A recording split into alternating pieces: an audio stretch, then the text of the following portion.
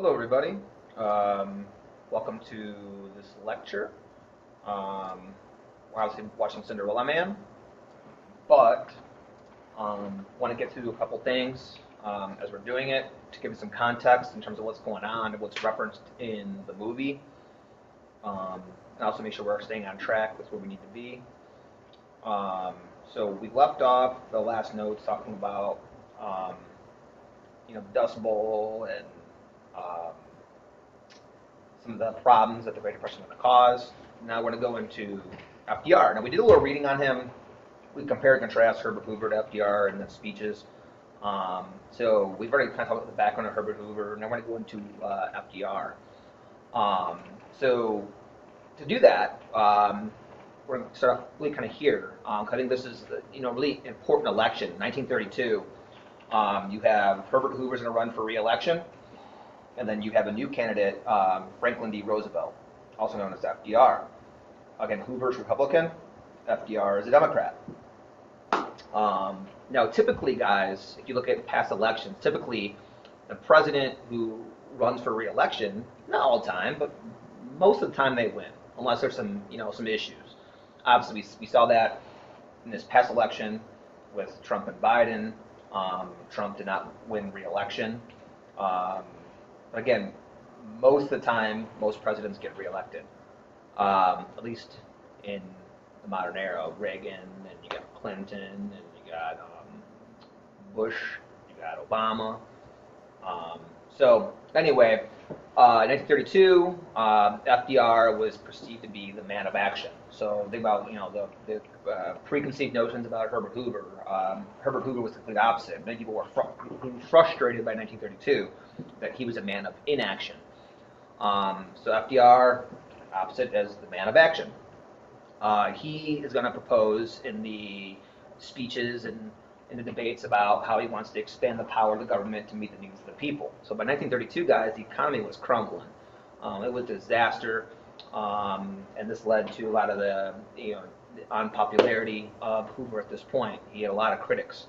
Herbert was viewed as I said before, the do-nothing president. He kept saying that things are going to get better, things are going to get better, things are going to get better, and they just didn't. Things actually got worse. The other candidate in the election of 1932 was a guy by the name of Norman Thomas. He was a socialist candidate. Many of his views were deemed as being very radical. So really, it was really a two-man race. FDR, Hoover. The result of this election is going to be a landslide, guys. FDR and the Democrats are going to win by a landslide. They're going to run the government, and they're going to use the government as an act to help the people. They want to grow the federal government to meet the needs of these people. Whereas Hoover did not want to grow the government.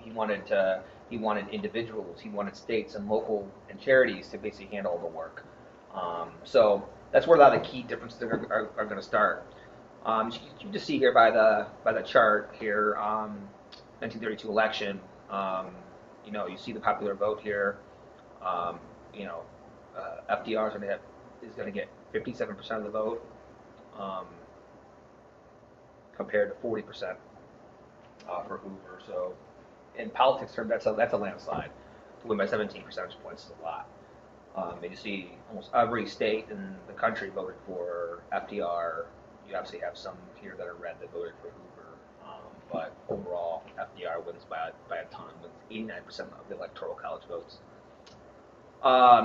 So what was the situation like when FDR came to power in 1933? The country was basically leaderless.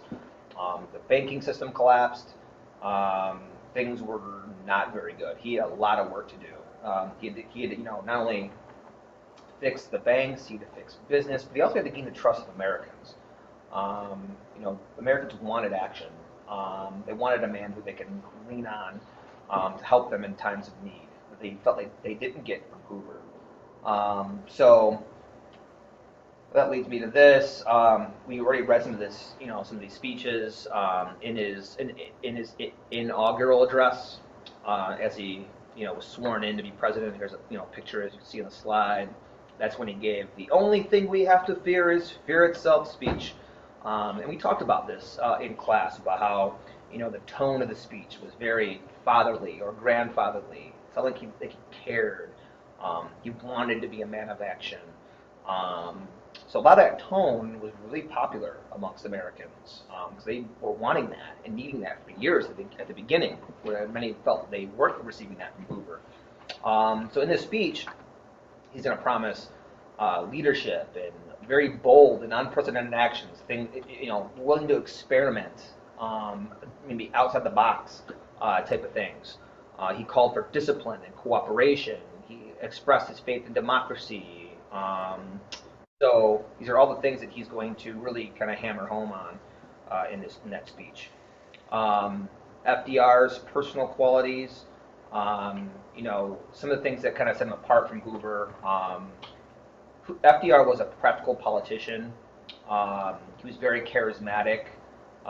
He exhibited a sense of warmth, and he seemed like he really understood people. And a lot of this came from his background, guys. FDR, although he was born,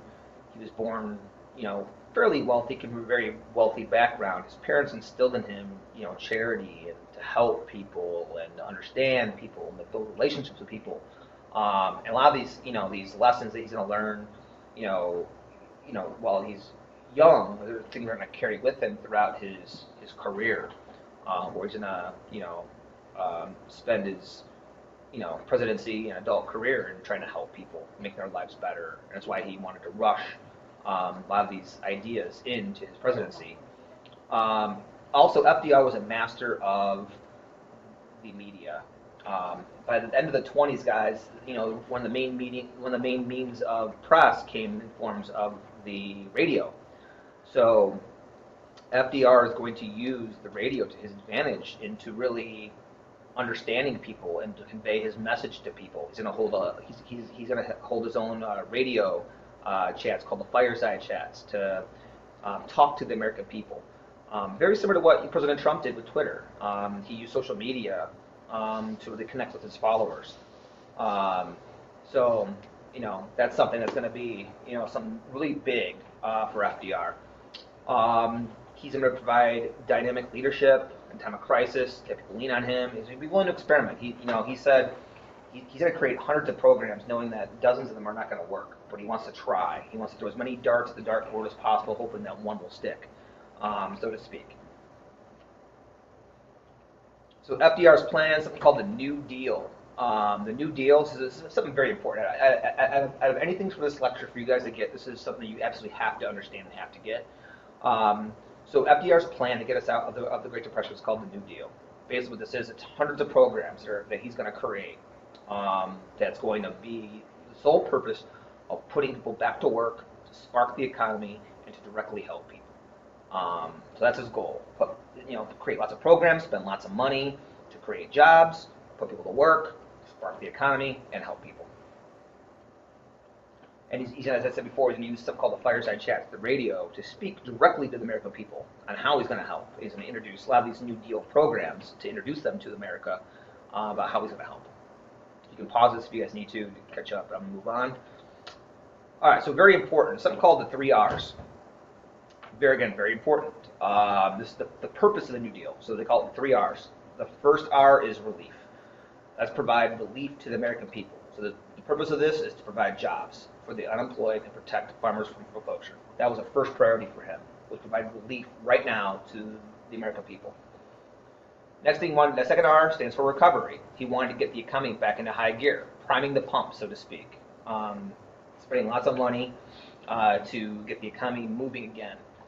Another thing he wanted to do is the last R, so you have relief, recovery, and reform. He wanted to pass new laws, and he wanted to regulate the banks. Because again, many Americans lost trust in the banks. So he wants to regulate them, put new rules and laws onto the banks that they have to follow. He wanted to abolish child labor, and he wanted to conserve farmlands. So the overall objective of these things was to save capitalism. That was the ultimate goal of this.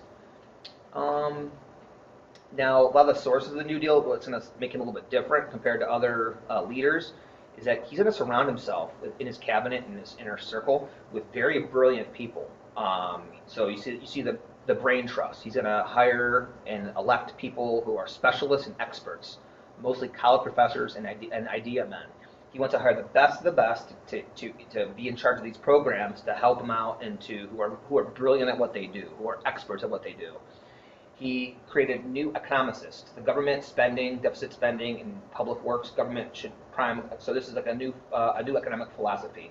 The government has to spend lots of money in order for the economy to start sparking again. Very similar to what Obama did in 2008. Trump did it in 2016.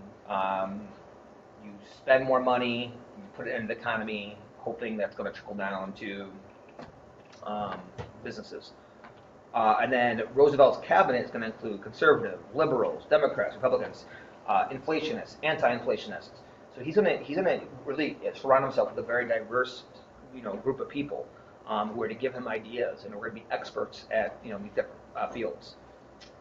And then that is it for today. Okay, so that's it. Adios.